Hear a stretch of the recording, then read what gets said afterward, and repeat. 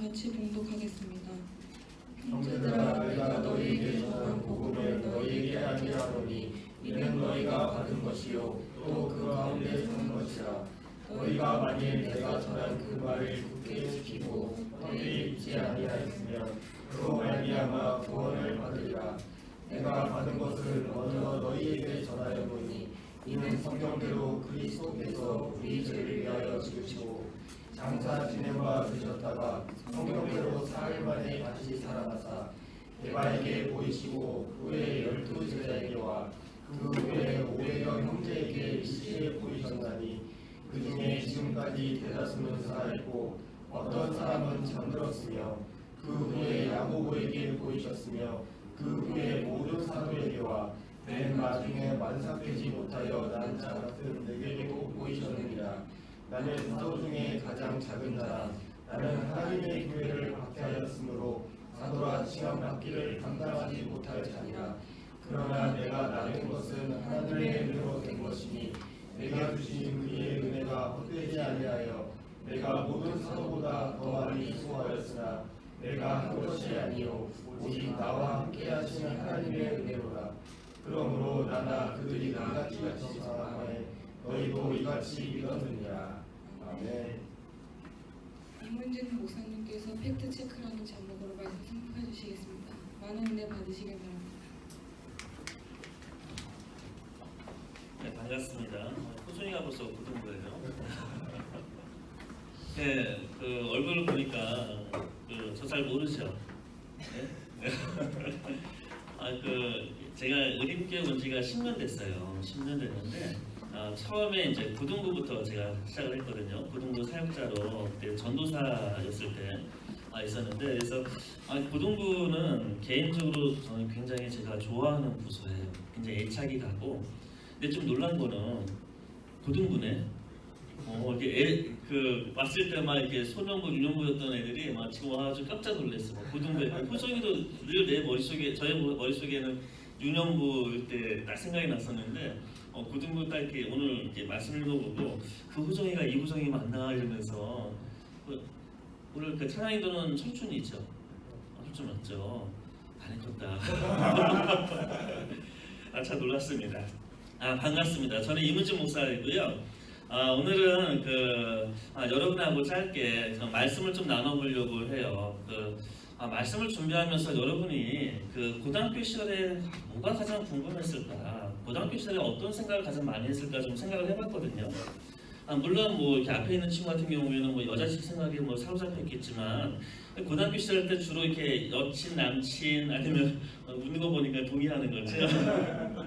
여친, 남친, 학업에 대한 문제들 여러 가지 문제들이 여러분의 그 삶에 굉장히 중요한 질문거리였을 거예요. 그런데 사실 하고 싶은 말이 되게 많아요. 그런데 그 중에서 저는 목사잖아요. 그러니까 이 시간에 우리 신앙에 관련되어 있는 문제를 좀 같이 좀 얘기해보고 싶어요. 도대체 우리가 뭘 믿고 있냐?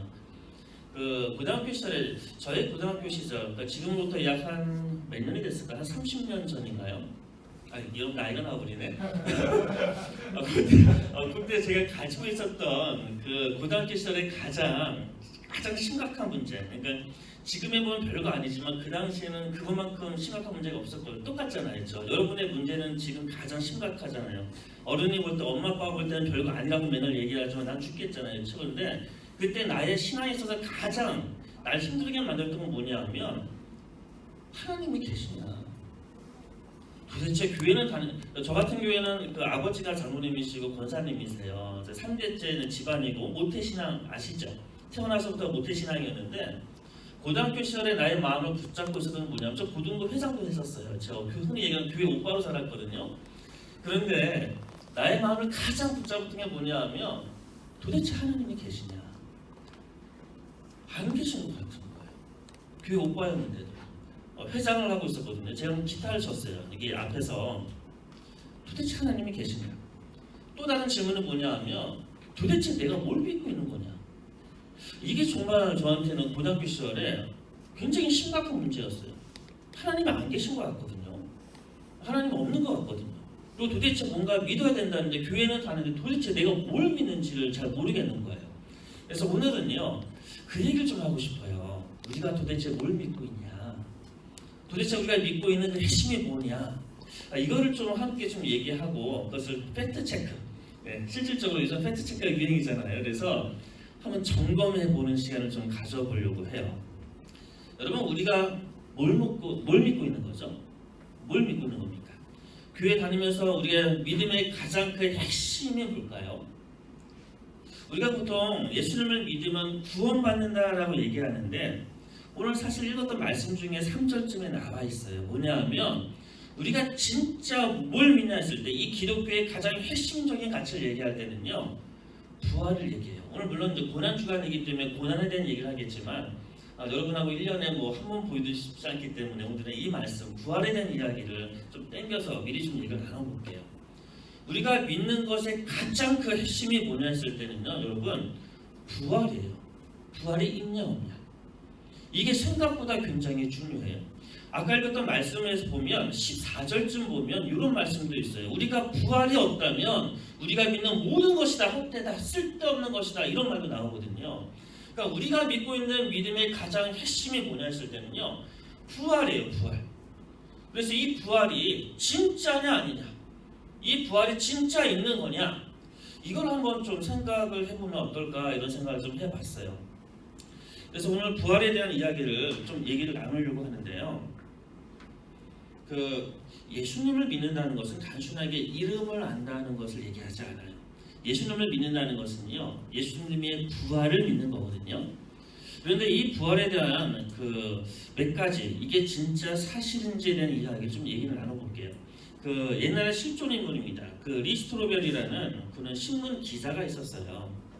이 신문 기자가 어느 날 이제 사랑하는 아내하고 이제 식사를 하고 있다가 자기 딸이요 밥을 먹다가 목에 이제 떡 같은 것이 음식이 걸려버린 거예요. 그래서 아이가 죽게 생겼어요. 근데 마침 그 옆에 있었던 흑인 여성이요 그때 막 이렇게 도와줘서 이 어린 아이의 생명을 살렸습니다.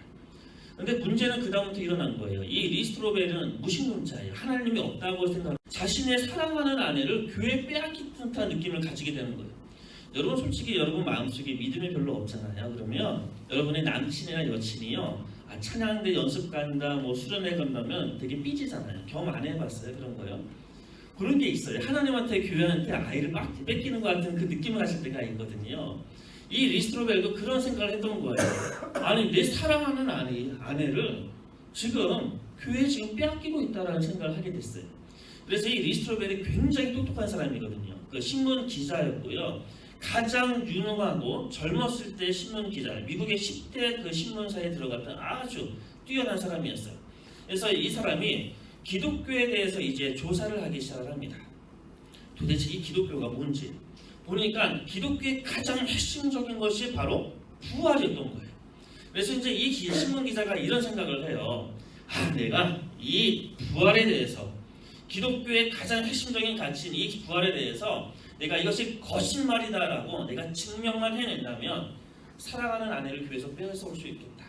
사랑하는 아내를 다시 집안으로 데려올 수 있겠다라고 생각을 해서 이제 이분이요 고고학자를 만나고요, 법의학자를 만나고요, 심리학자를 만나고요, 종교학자를 만나면서 기독교 예수의 그 부활은 가짜라는 것을 증명하려고 노력을 했던 거예요.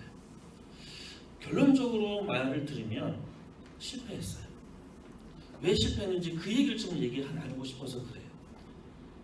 먼저 이 리스트로벨은요 예수님의 부활은 그냥 환상이라고 생각을 해요. 여러분 어떠한 이야기가 역사적으로 진짜 맞는 이야기다라고 우리가 믿는 인물들이 있어요. 그렇죠? 여러분 물어볼게요. 몇 가지 질문을요. 여러분 당군이 진짜 있나요? 있어요? 없어요? 당군이요?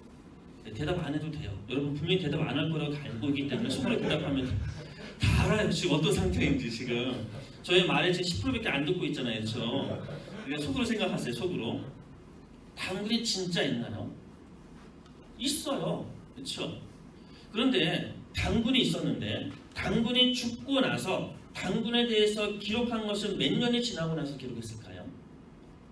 대답 안 해도 된다고 했어요. 속으로 생각하세요. 도대체 당군이 죽고 나서 몇 년이 지나서 기록했을까요?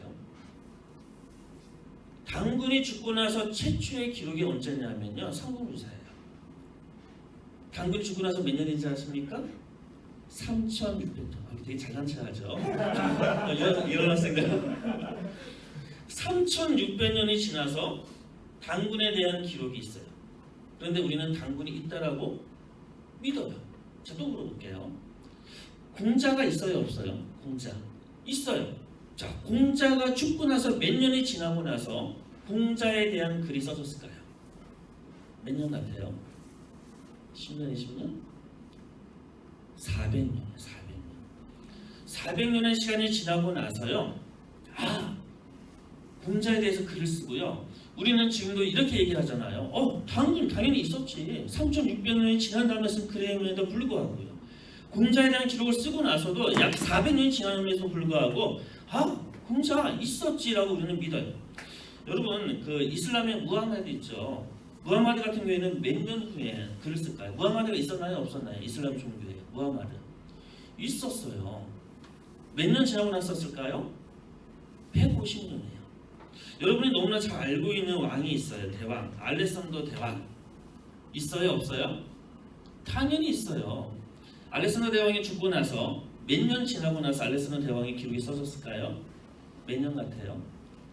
400년이에요. 400년. 그러니까 우리는 너무나 역사적으로 당연히 있다라고 생각하는 그 인물들이요, 죽고 나서 3,600년, 400년, 150년, 이런 엄청난 시간이 흐르고 나서 그 글이 써졌음에도 불구하고 우리는 그들이 있었다라고 분명하게 얘기해요. 그럼 하나 질문해 볼게요. 예수님이 죽고 나서 몇 년 만에 써졌을까요? 몇 년 만에 써졌을 것 같아요? 빠르게는 18년, 늦게는 60년. 보통 신학계에서는 30년에서 60년으로 얘기해요. 예수님이 죽고 나서 그분에 대한 기록이 공식적으로 써진 것은 30년에서 60년 지나고 나서 써진 거예요. 그러면 우리는 역사를 판단하는 그 잣대를 성경에 대도요, 성경이 생각보다 믿을만하지 않았구나, 믿을만하구나, 우리는 그렇게 이야기할 수 있는 거예요. 좀 더 다른 얘기 해볼까요? 여러분, 사본이라는 말 들어봤어요? 사본? 이 사본은 뭐냐 하면, 이렇게 원본이 있으면 이 원본을 카피하는 것을 사본이라고 해요.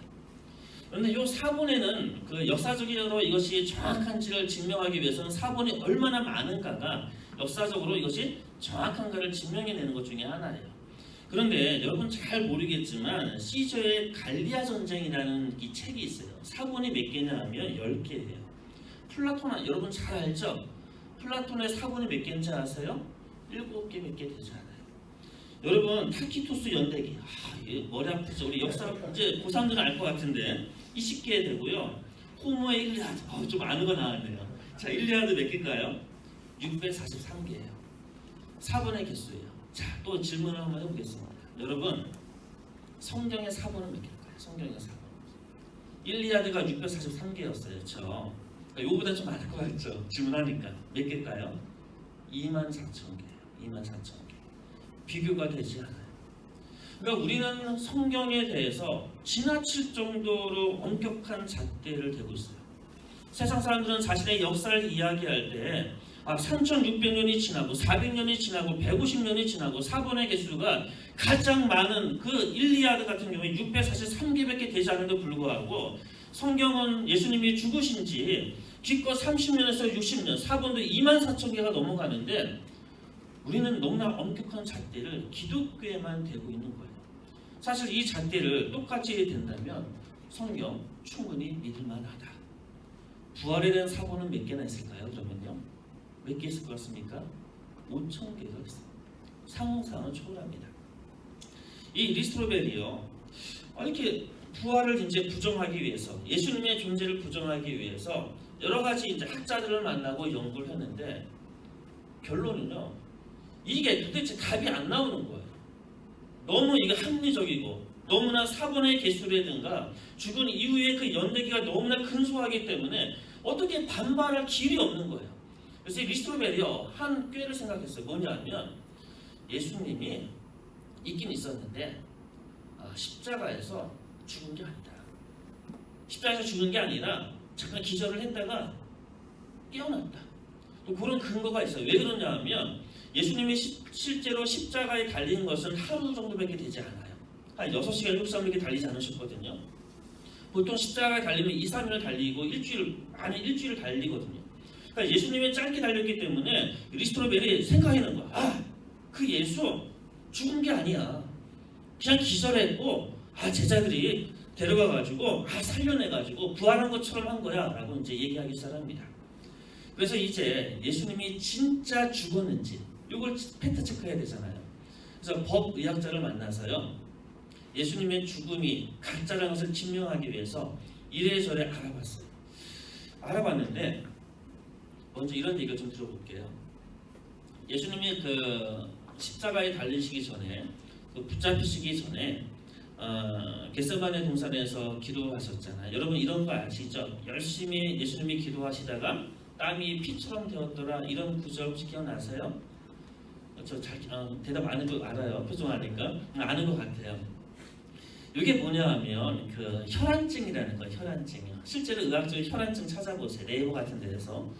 이게 뭐냐면 사람이요, 극도의 스트레스를 받게 되어지면 이 모세혈관 쪽이 터져요. 그래서 땀이 날 때 이 터진 피가, 모세혈관이 터지기 때문에 피가 땀에 스며들어서 피처럼 나오는 거예요. 이것을 혈안증이라고 해요. 혈안증. 예수님께서 십자가를 앞두고 나서 극도의 스트레스, 예수님이 결코 평온하게 십자가를 맞이하신 게 아니에요. 똑같이 인간이기 때문에 그 전날에 극도의 스트레스 속에서 하나님께 기도하셨던 거예요. 도대체 이 잔을 이제 나한테 좀 멀리 좀 없게 해달라고 예수님 막 기도했거든요. 얼마나 그 기도가 간절하고 스트레스가 많아서는지 모세혈관이 터서 혈안증이 걸리시는 거예요. 그런데 문제는 뭐냐면 혈안증이 생기면요, 의학자들은 이렇게 얘기해요. 피부가 되게 약해진대요. 모세혈관이 터지기 때문에 피부가 굉장히 민감하고 약해진대요. 그런데 그 예수님께서 바로 그날 잡혀가요. 그리고 뭘 당하시죠? 처음에 채찍증을 당했어요. 여러분 다 들어보셨죠? 이 채찍, 로마의 채찍이 뭔지 아시죠? 여러분이 집에서 맞는 회초리 정도가 아니잖아요, 그렇죠? 이 채찍은 39개의 가닥으로 되어져 있고요. 여러분이 아는 것처럼 끝에는요, 금속 또는 동전 아니면 동물의 뼈가 달려 있어요. 그래서 채찍은 때리는 게 아니고 휘어 감아서 끌어내는 거예요, 일종의. 그래서 채찍을 때리면 실제로 이 창자가 터지기도 하고요, 척추뼈가 나오기도 하는 게 실제 그 기록에 있어요. 그래서 대부분의 사람들은 채찍질을 당하다가 죽는 경우가 대다수예요. 그런데 정말 운이 나쁘면 채찍질을 맞아도 죽지 않아요. 그때 하는 게 십자가입니다. 끔찍한 이 채찍질을 당하고 나서 예수님이요, 죽지 않았어요. 죽지 않고요, 십자가로 끌려갑니다. 여러분 십자가로 끌려가는데 힘들게 그 십자가를 이제 메고 올라가시잖아요. 그리고 못에 박히셔요. 근데 그 못을 어디다 박는지 아십니까? 손바닥이 아닌 건 이제 기본적으로 알고 계시죠? 손목에다 박으세요. 손바닥에 밟으면 이게 찢어져요. 사람 몸무게 때문에요. 십자가형은 뭐냐 하면 사람한테 최고의 고통을 주기 위한 하나의 형벌이에요. 그래서 손목에다가 못을 박아요. 근데 이 손목이 문제는 중추신경이 모여있기 때문에 여러분 지나가다 이렇게 실수로 이렇게 팔꿈치 팍 치면 그 따뜻한 느낌 있잖아요, 그렇죠? 그거에 한 100배 된대요. 이게 못을 박으면. 근데 손목에요, 못을 박는 거예요. 그 못이 뭐냐 하면 이 못이에요. 이거는 그 당시 로마 병정에 썼던 못의 1대1 크기예요. 보여줄까요? 한번 만져볼래요? 이것을 손목에 박았어요. 이것을 손목에 박고 그 다음에 또 뭘 했죠? 뭐예요? 발을 박아요. 발을 박는데 우리가 보통 알고 있는 것처럼 발등을 밟은 게 아니에요. 발등을 이렇게 못을 박은 게 아니라 마치 이 발을요, 옆으로 포개서요, 복숭아뼈 있는 데를 눌러서 그쪽을 때리는 거예요. 이게 십자가형이에요. 왜 그렇게 하는지 아세요? 최대한 고통을 주기 위해서 그런 거예요. 십자가에 매달리면요, 사람의 몸이 처지기 때문에 이 횡격막이 올라가서 질식사를 해요. 숨이 가빠져요. 그런데 이렇게 숨이 가빠질 때 발로서 쭉 밀어서 숨을 쉬는 거예요. 그래서 발을 단단하게 박아요. 이게 십자가형이에요. 그래서 우리는 예수님께서 그 엄청난 채찍, 그리고 예수님께서 그 손목에 그 십자가, 그리고 그 발목에 그 십자가, 그 엄청난 고통 속에 있었다는 것, 그 죽음의 아픔 속에 있다는 것을 우리는 명확하게 알 수가 있어요. 또 한 가지요. 여러분, 그 로마 나라가 어떤 나라인지 아세요? 로마는 군인들의 나라였어요. 그렇죠?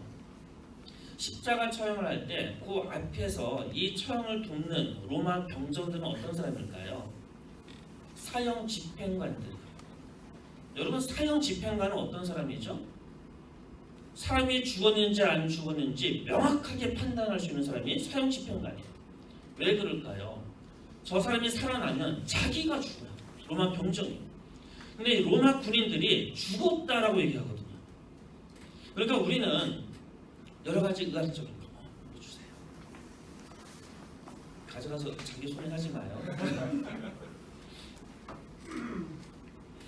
로마 병정들이 예수님이 안 죽었는데 죽었다라고 얘기할 만큼 간이 부은 사람들이 아니라는 거예요. 살인과 죽음에 대한 전문가들인데 그들의 눈에도 분명하게 예수가 죽었다라고 얘기를 해요. 그래서 이 예수님의 죽음에 대해서 연구했던 그 미국의 의학협회 그 저널에서요 공식적으로 이런 글을 썼어요. 제가 읽어드릴게요. 뭐냐 하면 역사적 의학적 증거들을 살펴볼 때 예수는 창의 허리를 찔리기 전에 분명히 죽어 있었다. 따라서 예수가 십자가 위에서 죽지 않았다는 가정에 기반한 해석들은 현대 의학적 관점에서 볼 때 잘못된 주장이다. 제가 오늘 여기 와서 여러분한테 드리고 싶었던 얘기의 핵심은 이거예요. 예수님은 진짜 죽으셨고요. 그리고 예수님이 진짜 부활하셨어요. 그리고 우리의 믿음이요. 오늘 고린도전서 말씀에 있는 것처럼 이 부활을 믿을 때 우리에게 구원이 있다라고 우리 주님이 말씀하세요. 여러분의 10대를 좀 보내면서 많은 갈등이 있을 거예요. 얼마나 많은 갈등과 신앙에 흔들림이 있겠습니까? 그리고 하나님 안 계신 것 같잖아요. 5년 전에 세월호 사건을 보면서 도대체 하나님이 계시다면 어떻게 저 따위 일이 생겨날 수 있을까? 그 사건 속에서도 여전히 고통 가운데 있는 사람들, 그 사건 앞에서 피자 먹고 있는 그 사람들을 보면서 도대체 어떻게 이 땅에 이런 일이 생겨날까? 얼마나 많은 고민들과 생각들이 있겠습니까? 그런데 이거 하나 기억하면 좋을 것 같아요. 우리의 믿음의 가장 핵심은 부활인데 이 부활 역사적으로, 의학적으로, 정황상으로 믿을 만하다. 단지 우리의 감정으로 믿는 것이 아니라 막 기도하다 갑자기 뭔가 불이 내는 것 같아서 마음속에 믿어지는 것이 아니라 철저하게 따져보고 생각해보고 논리적으로 따져봐도 믿을 만하다. 그러면 이제 이 명백한 팩트 앞에 여러분의 결단이 필요해요. 예수님의 부활이 팩트라면, 예수님의 부활이 진짜라면 이제 예수님께서는요 여러분에게 요청하는 게 있어요. 날 믿어라. 이 부활을 믿고 너 구원받아라. 이게 예수님의 말씀이에요. 진짜 이것이 사실이라면, 팩트라면 여러분 한 번 더 생각해 봐야 돼요. 나의 믿음의 생활, 나의 교회 생활, 내 어떤 신앙은 어디로 가야 되는지. 진짜 부활이 사실이라면 예수님을 진정으로 마음 깊은 곳에 받아들이고 주님의 통치와 임재를 경험해야 된다는 거예요. 그래서 10대 때 참 그랬으면 좋을 것 같아요. 저도 10대 때 예수님이 안 계신 것 같았거든요. 믿어지지 않거든요. 그러다가 이제 그 21살 때 제가 21살 때는 이렇게 데모하러 길거리에 많이 다녔어요. 다니면서 이렇게 데모하다가 그 하나님을 만났어요. 사실은요. 그리고 이제 소명을 받았거든요. 그러고 나서 이 소명을 확인하기 위해서 그 당시 오살리 기도라는 데가 있어요. 이제 가서 뜨겁게 기도하다가요. 이제 방언이라는 거 알죠? 방언도 받고 그다음에 예수님의 얼굴을 보는 환상도 보고 이런 경험들이 있었어요.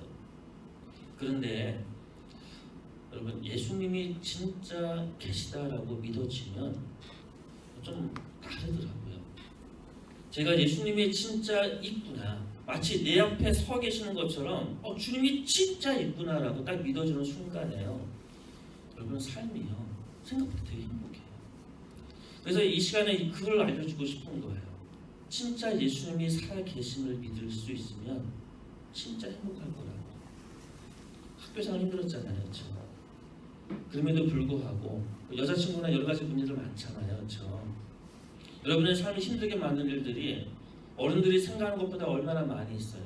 그런데 예수님이 진짜 있다라고 팩트 체크하고 믿으면요, 행복해져요. 그리고요, 살만해. 이 땅에서요. 죽고 싶죠, 지금도. 그렇죠? 아침 9시에 엄마한테 한 욕 듣고 또 나온 친구들 있을 거 아니에요. 안 가, 이 자식만 용돈 깔 거야 이러면서. 그렇죠? 예수님의 살아계심이 진짜 믿어지면 행복해질 것 같아요. 그래서 짧은 시간이지만 우리 마음속에 제가 드렸던 말씀 생각해 보세요. 아무리 부인하려고 했던 이 리스토벨이요, 나중에 예수님을 용접합니다. 그리고 이 일화가요, 이게 실제 실화예요. 이 실화가 영화로 제작돼요. 이게 예수는 역사다라는 영화예요. 이 놀라운 주님의 그 살아계심, 그분의 부활의 확실성, 그리고 그분의 존재에 대한 확신들, 이것들이 10대를 살아가는 우리에게 참으로 큰 기쁨으로 다가오기를 주님의 이름으로 축복합니다. 함께 기도하겠습니다. 주님, 이 짧은 시간에 제가 뭘 전할 수 있겠습니까? 제가 만났던 그 예수님, 너무나 확실하게 계시는 그 예수님, 우리 학생들도 만나게 하시고, 예수님이 정말 살아계시며 그분의 그 부활의 이 놀라운 사건이 진정 팩트임을 우리가 깨달으며 이 땅 안에서 주님께서 우리에게 주셨던 그 기쁨과 평안 누리며 살아갈 수 있도록 주님께서 함께하여 주옵소서. 예수님의 이름으로 기도합니다. 아멘.